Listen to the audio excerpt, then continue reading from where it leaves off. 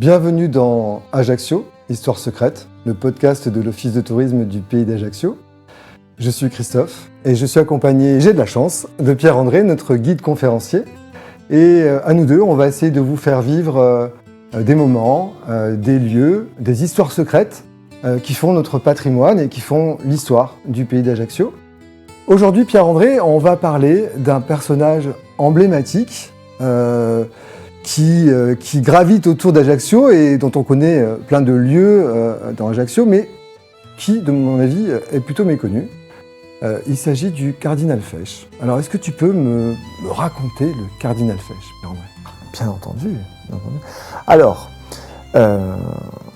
souvent, il faut le dire, Joseph Fesch, dit le cardinal Fesch, est connu pour être l'oncle de Napoléon. Mais forcément, il est bien plus que ça, et on va le voir. Et avant de s'intéresser au personnage, il est intéressant de s'intéresser à son nom. C'est pas très corse, on va dire. Corse, pas très italien, tu l'as remarqué. Alors, c'est pas du tout un nom qui aurait été francisé. En fait, le patronyme de Fesch est un patronyme d'origine suisse.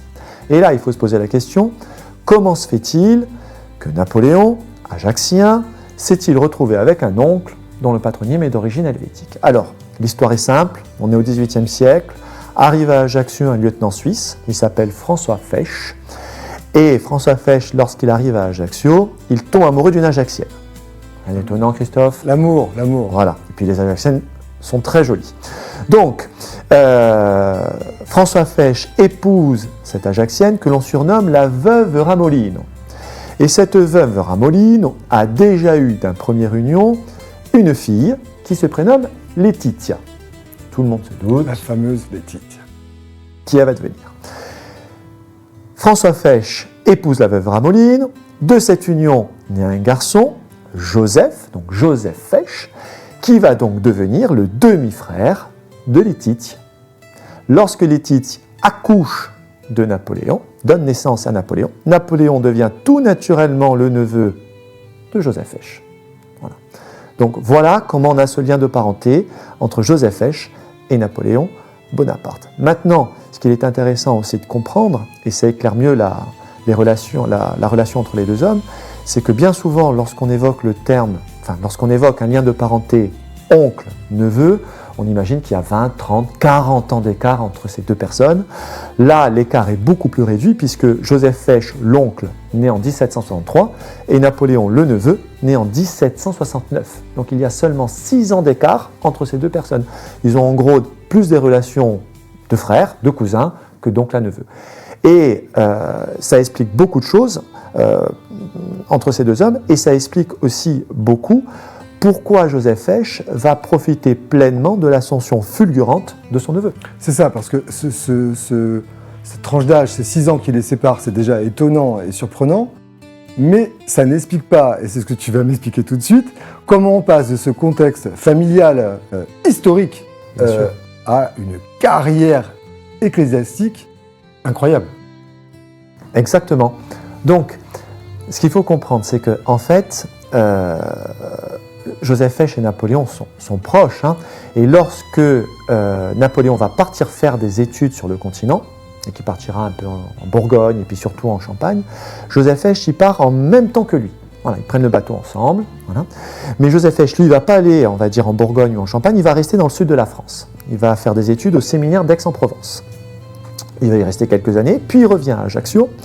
Et lorsqu'il revient à Ajaccio, il va commencer sa petite carrière ecclésiastique.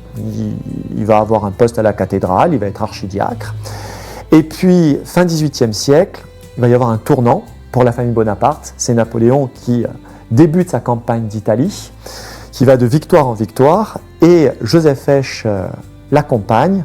Et à ce moment-là, va commencer son destin assez exceptionnel, puisque Napoléon, suite à cette campagne d'Italie, très rapidement va prendre le pouvoir et il va couvrir de largesse les membres de sa famille ou les gens qu'il aime bien. Et donc, comme il aime bien Joseph Fesch, ça tombe bien, c'est son oncle, c'est tonton, eh bien, il va le couvrir de titres. Et donc, en 1802, Joseph Fesch est jeune, il a une trentaine d'années, en 1802, Joseph Fesch, il devient archevêque de Lyon. C'est l'un des postes les plus importants dans la religion en France. D'accord ? En 1803, il devient archevêque, il l'est déjà, il devient ambassadeur de France auprès du Saint-Siège, et il devient même grand aumônier de l'Empire, et en 1804, à l'âge de 41 ans, il est jeune. Tout à fait. Très jeune, 41 ans, tout va bien. Très jeune, hein, quand on a la quarantaine. Donc, à 41 ans, Joseph Fesch, eh bien, il devient cardinal.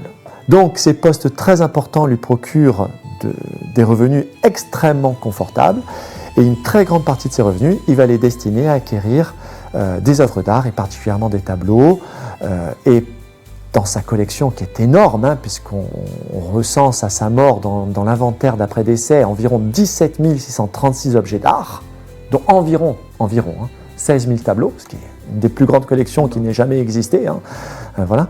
Eh bien, dans cette collection, on retrouve des tableaux de maîtres, hein, comme Léonard de Vinci, Michel-Ange, Raphaël, Botticelli. Et on a d'ailleurs la chance d'avoir un Botticelli ici à Ajaccio grâce à Joseph Fesch. Et même dans sa collection, il avait Pontormo, Rembrandt, Poussin, qui sont des artistes de tout premier plan.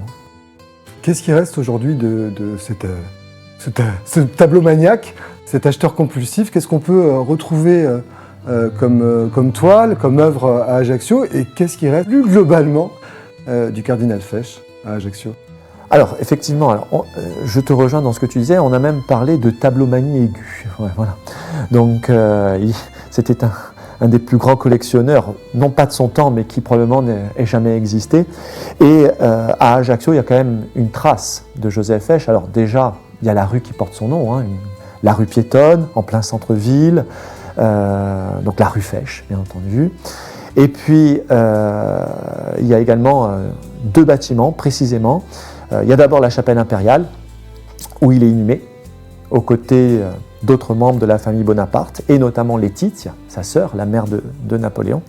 Et puis juste à côté de la chapelle impériale, il y a le Palais Fesch. Donc Palais Fesch, musée des Beaux-Arts, l'un des plus grands musées français, hein, en termes de peintures italiennes.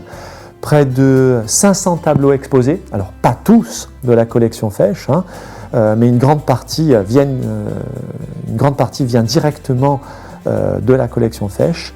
Et parmi tous ces tableaux que l'on peut voir au musée Fesch, il y a quand même des tableaux de maîtres, puisqu'on peut voir un tableau de Botticelli, on peut voir un tableau de Nicolas Poussin, on peut voir un tableau de Bellini, grand peintre vénitien, Baciccio, et même d'autres artistes qui ne sont pas forcément connus du grand public et qui méritent vraiment, vraiment le coup d'œil.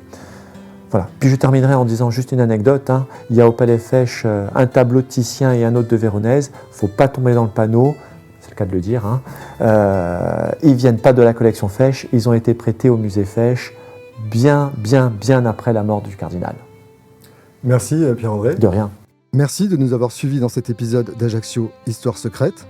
Si vous avez aimé cette découverte, n'hésitez pas à partager ce podcast, à vous abonner pour ne manquer aucun épisode.